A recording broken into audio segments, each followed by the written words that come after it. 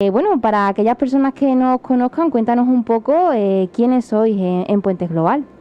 Vale, pues bueno, Puente Global fue fundada en 2010 y nos hemos dedicado desde el principio a apoyar a personas que tienen dificultades para insertarse en el mercado de trabajo, poniendo el foco sobre todo en inmigrantes. Hablamos de personas que o bien no han accedido al mercado de trabajo, es decir, desempleados, o personas que están en el mercado de trabajo pero en una situación precaria, que llamamos subempleo o infraempleo, que no pueden llegar a fin de mes, que están en trabajos temporales o que están trabajando en ámbitos, digamos, por debajo de su nivel de cualificación.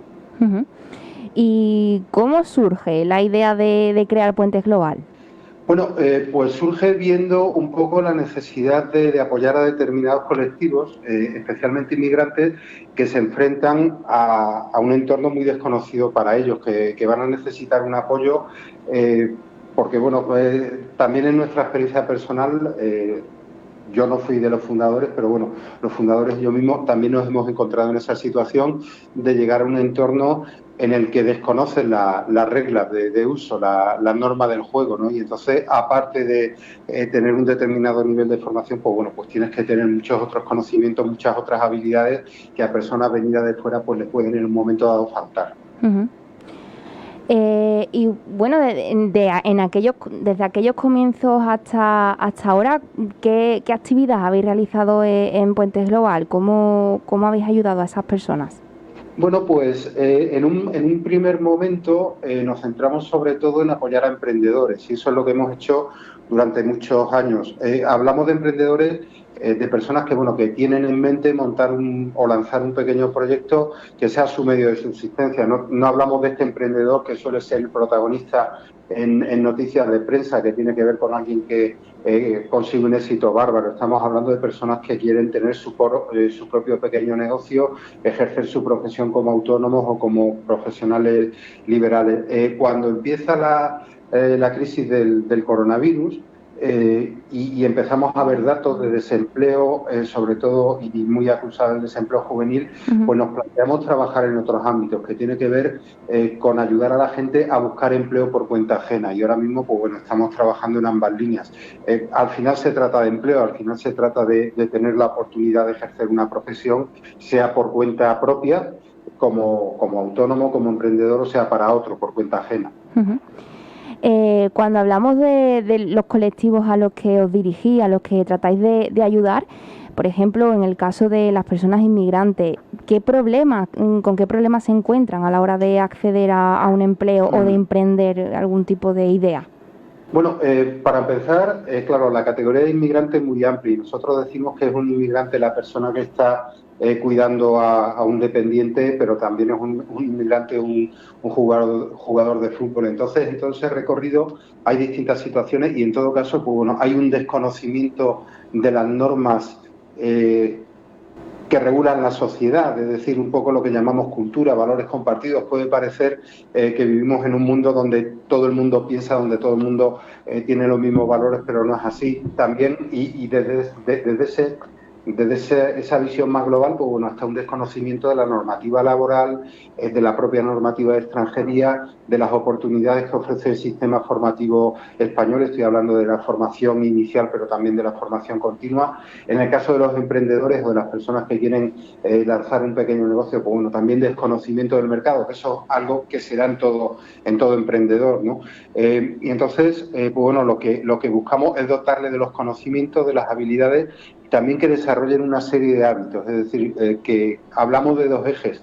Un eje que tiene que ver con la búsqueda de la mejora constante de la situación laboral y también verse o adquirir el hábito del aprendizaje permanente, porque ya nadie puede decir que, bueno, que con lo que sabe ya se puede defender. Es decir, tenemos que estar todos, y no es una cuestión solo de los inmigrantes, en permanente proceso de mejora, ¿no? Al final.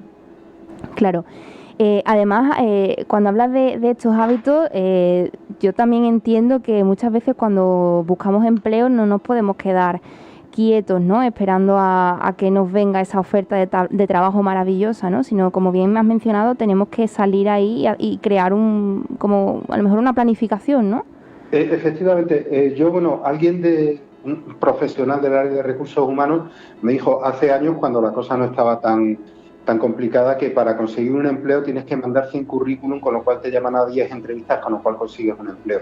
Hay que tener ese hábito, hay que tener un plan. Es como dices tú, no se llega al empleo que uno quiere esperando, cruzando los dedos y esperando la suerte. Yo siempre digo que la diferencia entre un sueño y un objetivo es un plan. Tú puedes tener el sueño de querer trabajar en algo, pero se queda en un sueño si no tienes un plan. Es decir, si no empiezas conociendo, para empezar, en qué consiste ese oficio, porque hay mucha gente, y no solo inmigrantes, en general, que no saben en realidad de lo que es un oficio, conociendo la oferta y la demanda para ese oficio. Y lo decimos siempre, si a ti te interesa mucho esa determinada profesión, le puede estar interesando a muchas personas. ¿Cuántos demandantes para ese tipo de empleo hay y cuánta oferta hay para ese tipo de empleo? Es decir, un plan siempre comienza con un análisis, ¿no? Y una vez que tienes eso, empiezas a planificar. Ya no se busca empleo como hace 15 años. Ahora ya el tema de tener un currículum nos sirve, y es que empieza a no servir tampoco el tema de LinkedIn, pero es que el tema de las redes, el tema de los contactos es fundamental. Se lo decimos a la gente a la que apoyamos, que en un momento dado, cuando en una empresa rechazan tu candidatura, no hay que venirse abajo, sino pensar que ya hay una empresa que te conoce.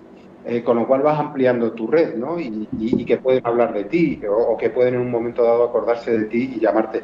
Es siempre necesario tener un plan, ser constante, no desmotivarse, y sobre todo, esto es muy importante, buscar apoyo. Es decir, gracias a Dios vivimos en una sociedad bastante solidaria, con muchos mecanismos de apoyo a las personas en dificultad, públicos, privados, entidades sociales, que te pueden ayudar.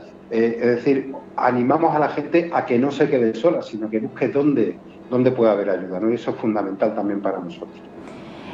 También, incluso, yo no sé si tú estarás de acuerdo conmigo, pero yo añadiría el tema de la huella digital, ¿no? Porque creo que también es una cosa que es muy importante a tener en cuenta, sobre todo de cara a buscar empleo, ¿no? No sé si estás de acuerdo conmigo en que hay que tener una reputación en la red un poco cuidada, ¿no?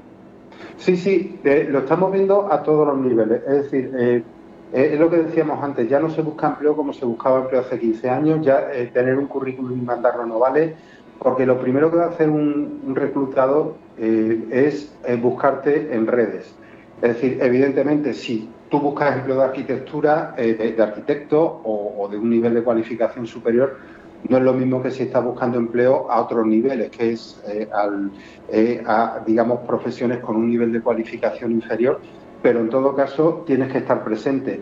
Estamos viendo cómo incluso en sectores donde antes funcionaba mucho el boca a oreja, como pueda ser el tema del servicio doméstico, empieza a haber plataformas especializadas donde tú tienes que estar. Es decir, y está LinkedIn y está InfoJobs, y hay otras plataformas especializadas, cada vez más especializadas, y hay que estar ahí. Hay que tener presencia digital. Esto puede sonar a que es una cosa de influencers, de famosos, etcétera, pero no, todos tenemos que tener esa presencia. Sí. Y bueno, también quería preguntarte sobre a la hora de ayudar a personas, ¿no?, que están a lo mejor pertenecen a colectivos un poco más vulnerables. ¿Cuáles son los principales retos a los que se pueden enfrentar a la hora de mejorar su situación laboral o entrar directamente en el mercado laboral? Bueno, yo creo que un primer reto que hay que asumir es, o una primera barrera que hay que superar, es casi mental, psicológica, y es, siendo un poco abandonar la mentalidad de derrota. Es decir, empezar a creerte que tú puedes conseguirlo. O sea, y esto no es como un eslogan rollo película americana, ¿no? Sino que es pensar que si tú quieres un trabajo, por ejemplo, de camarero, hay mucha gente que está buscando camarero y mucha gente trabajando de camarero, es decir, que tú lo puedes conseguir.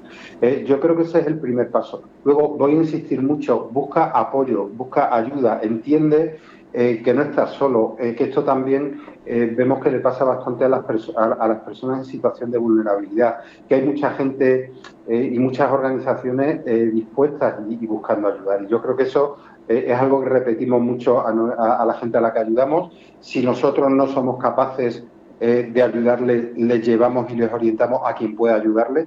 y en ese sentido creo que es necesario que entiendan que tenemos en nuestro país una red social amplia, un tejido amplio de entidades sociales públicas y privadas, no distingo, que les pueden ayudar. Uh-huh. Muy importante ese apoyo y esa motivación. Al final también es crear un poco de comunidad, ¿no? Entre aquellas personas que están pasando una situación similar con aquellas que les pueden echar una mano de alguna manera. Efectivamente, sí, eso creemos que es esencial. Claro, cuando estamos hablando de inmigrantes, hablamos de personas que en general han abandonado un entorno en el que tenían una red social. Estoy hablando de red social en el sentido antiguo, sí. ¿no? En el sentido de contactos, amigos, familias, conocidos, y que llegan a un país donde a lo mejor, primero, pueden no tener red social y segundo, a lo mejor la red social que tienen no es suficiente. ¿Por qué? Pues porque, bueno, suele pasar. Aquí en una ciudad grande como Madrid se ve que los de una determinada nacionalidad, una determinada región suelen juntarse, pero claro, el problema es que muchas veces vamos a decir que se juntan personas en situación difícil con personas en situación difícil, ¿no? Y creemos de verdad que el tema de no quedarte solo es fundamental para conseguir un objetivo, pues eso, de mejorar tu situación y usar los recursos a disposición. Uh-huh. Ha cambiado, bueno, yo creo que la manera de trabajar ha cambiado mucho desde que vivimos el confinamiento, el primer confinamiento allá por marzo de 2020. ¿Ha cambiado también la manera de buscar empleo a raíz de este cambio? Por ejemplo, ahora se teletrabaja mucho, hay más perfiles digitales. Sí.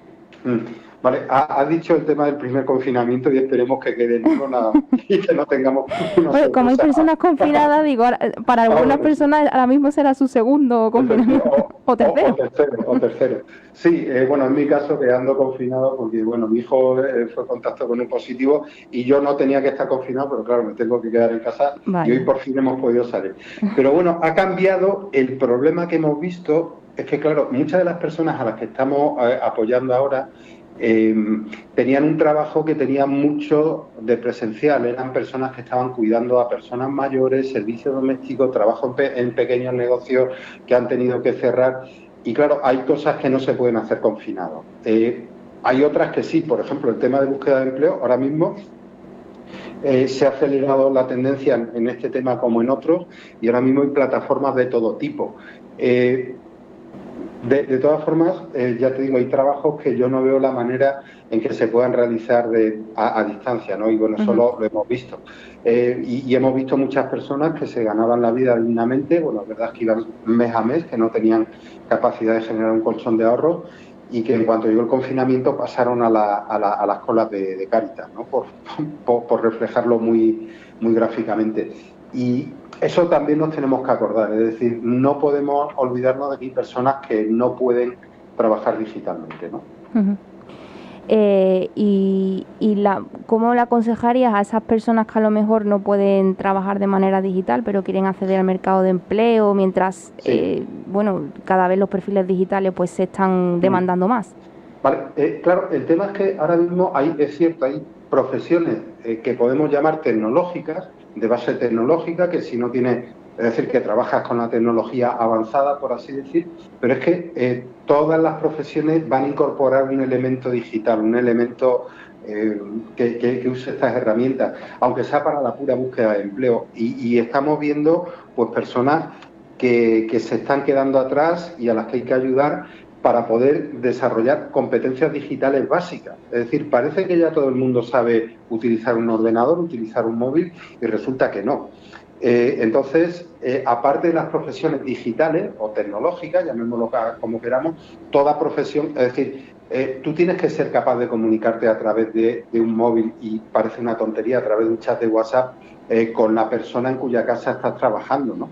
Es algo que tienes que hacer y vemos casos de personas que no son capaces de hacerlo cuando se espera de ellas que lo hagan o que tienen que subir su currículum en una plataforma para buscar empleo, ¿no? Es decir, personalmente estoy viendo esto que se habla desde hace ya años del gap tecnológico, es decir, personas que están quedándose atrás por no tener unas competencias mínimas y sobre todo, y esto es muy importante, sobre todo que en cierto modo se bloquean o se niegan a adquirir esas competencias porque creen que van a ser incapaces y que les resulta imposible, ¿no? Y eso ya más grave, porque no se trata solo de tener un excelente profesor que te pueda enseñar, un excelente formador, sino que tú estés convencido o convencida de que no vas a ser capaz de manejar un ordenador a nivel de usuario, ¿no? Y eso ya es más grave. Uh-huh. También, bueno, vamos a ponernos en el ejemplo de que alguien que nos está escuchando pues ya tiene ese empleo, ¿no? Que ha buscado, se ha motivado, ha conseguido ese empleo. Pero ahora yo creo que hay otro paso también muy importante y es el de tener un empleo con unas condiciones dignas, ¿no? Vosotros también trabajáis en ese ámbito, ¿no? Sí, también apoyamos a personas que ya están trabajando, ¿vale? Hay una cosa que a mí me fastidia, por no decir otra cosa más fea, de las estadísticas de empleo. El empleo mejora y han subido tanto tanto el número de afiliaciones a la seguridad y bajado tanto el número de desempleados. Claro, estamos midiendo la cantidad de empleo, pero no estamos midiendo la calidad del empleo. Es decir, sí, hay cada vez más personas que tienen trabajo, pero también hay cada vez más trabajadores pobres, que es un término de la sociología, que es personas que aún trabajando no tienen los medios para llegar a fin de mes, ¿no? Y estamos viendo cada vez más de eso. Yo hablo con gente joven y le digo que se tienen que ir acostumbrando, vamos a decir así, a que no van a tener un solo empleo, sino que a lo mejor van a tener que tener dos. Y estoy hablando de todos los niveles sociales, no estoy hablando solo de personas, por así decir, en estratos, en determinados estratos de la sociedad, ¿no? Entonces yo personalmente he trabajado mucho en temas de empleo y es una cuestión que me apasiona y he seguido muy de cerca la evolución del mercado de trabajo, y en los últimos 20 años yo veo una degradación del mercado de trabajo. Uh-huh. Es decir, hay cada vez menos desempleo, podemos decir, pero cada vez hay más subempleo. Claro. Entonces, también apoyamos a estas personas. Sobre todo, yo creo que es fundamental el tema de enfocarte a la mejora continua, es decir, no dependes. El entorno impacta, ciertamente, pero no estés esperando ni que las cosas cambien a mejor para que a ti te vaya mejor, ni estés, digamos, echando la responsabilidad fuera y te van mal las cosas porque la economía va mal, ¿no? Porque es que nunca va a ir del todo bien. Y esto es algo que tenemos que empezar a trabajar ya, o sea, el tema de mejora continua. Claro. Y sobre todo también la propia motivación, ¿no? Para seguir mejorando constantemente y seguir tratando de llegar a algo mejor, ¿no? Yo creo, ahí nosotros lo que trabajamos es, cuando trabajamos con las personas, les proponemos un proceso, un itinerario, donde cada pequeño paso es un logro per se, es un logro en sí mismo. Es verdad que el gran logro es conseguir un empleo o conseguir un empleo mejor, pero ya es un logro tener un currículum. Hablo de currículum, pero puede ser un currículum, una presentación en un sitio web, ¿no? Y en una plataforma igual me da. Ya es un logro tener un currículum que venda bien. Ya es un logro haber tenido una primera entrevista, y la primera sale mal, pero porque es que no tienen la capacidad de comunicar, y al final una entrevista de trabajo es un proceso de comunicación, pero ya saldrá mejor. Lo que decíamos, has hablado con 40 personas que no te han contratado, pero que ya te conocen, y a lo mejor es que en ese momento no eras la persona, pero bueno, en otro momento puede llegar a ser. Estás extendiendo tu red profesional, ¿no? Entonces, ante todo, la motivación es fundamental, y en determinados colectivos hay que llevarlos a eso. Hay que acabar un poco con esa cierta mentalidad que puede sonar muy duro, pero y es comprensible, de perdedor, de que las cosas me van mal y van a ir mal siempre, porque les llevamos a reflexionar y a acordarse de cuando las cosas no les iban tan mal. Entonces, pues bueno, les tenemos que convencer que la vida no es una cuesta abajo, sino que bueno, que hay momentos que estás arriba y momentos abajo, y que puedes volver a llegar arriba, ¿no? Claro, totalmente. También yo tengo muchas veces la sensación, sobre todo hablando con gente de más o menos de mi edad, gente joven que acaba de terminar su formación, ya sea carrera o formación profesional, lo que sea, ¿no? Y se siente siente como un gran pesimismo, ¿no? Porque se terminan las carreras, ya tienes el título, y parece que no todo es tan bonito, sino que al final cuesta mucho llegar y tener ese primer empleo. ¿Qué le aconsejarías tú a esas personas? Bueno, pues para empezar, yo lo que le aconsejaría es que se hagan mayores, porque claro, esto hemos trabajado con bastantes chicos jóvenes, de institutos de formación profesional, y con esto de la pandemia, claro, es una crisis, ha sido una crisis importante en el mercado de trabajo y sobre todo en el mercado de trabajo juvenil, que hemos llegado al 40 y tantos % de desempleo juvenil. Pero yo lo que le digo, mirar, yo cuando estaba acabando la carrera estábamos en crisis y luego vino otra y otra y otra, y sobrevivimos y nos hacemos más fuertes. Entonces, primero que lo dicho, es decir, que tengan en presente cuáles son las condiciones del entorno, es decir, esa crisis que hay y que volverá a haber, seguramente porque no salimos de ese ciclo de crisis, recuperación, pero sobre todo que confíen en su propia capacidad. Evidentemente no es tan fácil como se puede plantear, pero tampoco es tan imposible. Que hablen con sus mayores, ¿vale? Que hablen con personas con más experiencia y que escuchen, pues bueno, cómo sus padres o sus profesores, cuando tenían 20 o 22 años, pasaron por la misma situación de